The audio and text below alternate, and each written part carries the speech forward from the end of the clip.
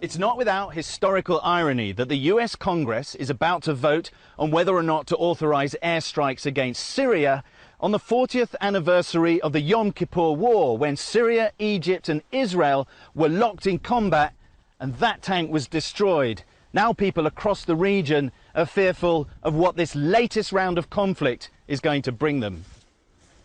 Top of any American target list out there in Syria will be the 10 known locations where chemical weapons have either been developed, manufactured or stored. Now, attacking them may or may not change the course of Syria's civil war, but it does risk spreading the contagion of conflict to that country's neighbours as Assad decides to retaliate either with rockets or with more unconventional covert methods of destabilisation. Turkey's economy has been badly hit by having to absorb close to 500,000 refugees, but it is that country's support for Syria's rebels that has made it vulnerable to attack from Damascus. Now, Assad has denied responsibility for recent bombing spectaculars inside Turkish territory, but that option remains open to him. Perhaps more significantly, though, he could threaten Turkey's very delicate peace deal with the Kurds by funding and arming Syrian Kurds in the northeast of the country to conduct operations inside Turkey. Similarly, Jordan over there hosts some 500,000 refugees. That's 8% of its population.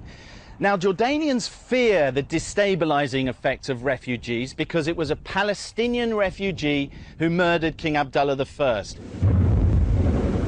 Palestinian refugees sparked a civil war from 1970 to 71 and were behind dozens of political murders and assassinations. Now, Bashar al-Assad is believed to have a fifth column preparing to destabilise Jordan from inside the Syrian refugee population.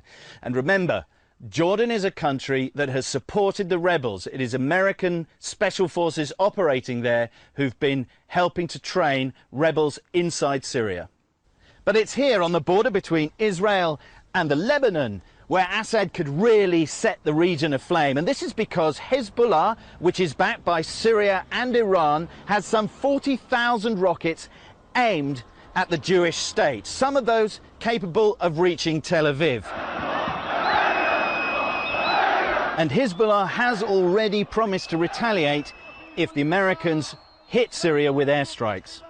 If those rockets were fired, though, they would be immediately counteracted with a devastating response from the Israelis, far eclipsing the damage they did to the Lebanon in the 2006 war. And, of course, Iran further risks attack by Israel, not least on its nuclear facilities.